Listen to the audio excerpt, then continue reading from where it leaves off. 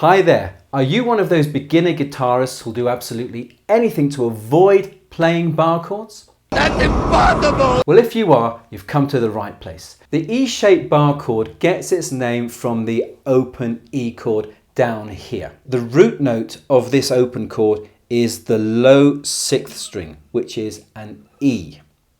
Now, we normally play the E chord using the 1st, 2nd and 3rd fingers. What we're going to use now is 2, 3 and 4. And this frees up the 1st finger and it is now the bar, hence the name bar chord.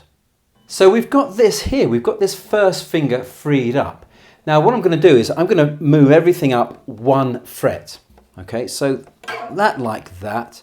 So you still have the same shape here, 2, 3 and 4. And now this bit here, it's going to go right across the 6 frets. No, it's not. It's going to go right across the 6 strings. Right, so it's covering all of those, the E, the B, the G, the D, the A and the E. And the thing you'll notice is that it's not flat like that, it's slightly at an angle. And you're going to be using this particular part of the finger here, if you can see that, not that bit there. So you're going to be using that part here. Bar chords need strength, okay? You need a lot of strength, especially when you're playing them on an acoustic guitar. And so when you're pressing down, you're also using your thumb, and your thumb is really quite important here because it's going to be adding pressure going that way while your fingers are pressing down that way. And this will help to make the chord sound out. Now, you don't want to be pressing so hard that you lose circulation in your hands. That's not really what you want. But you want to be pressing enough so, as I said, the strings ring out. This is one of the many reasons why guitarists give up on bar chords. They often say things like, oh, I'll never get it. It's too hard. It hurts my fingers. And the truth is, yeah, it is difficult. It will take time. So the thing with bar chords is patience. And don't forget, all of your guitar heroes have gone through the same thing.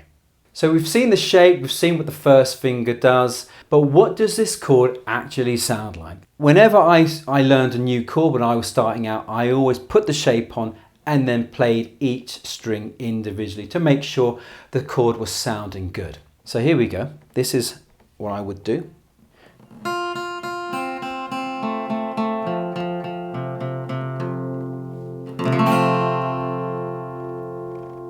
So that sounds okay. Now sometimes with a shape like this, the fingers can dampen other strings, they can mute other strings. So you really do need to make sure that you're, arching everything and that, for example, the 4th finger isn't touching the G string. Like that. Now be patient. Okay, be patient. If it doesn't sound right just now, don't panic. There's also another common problem that beginner guitarists have, and that's to do with length. Now, I've got short fingers, and when I was younger, they were even shorter, but it didn't really cause a problem. And the main reason is because I practiced. And, as I said, beginner guitarists often give up on bar chords for a number of reasons, and also the finger length is another problem. But don't let it stop you.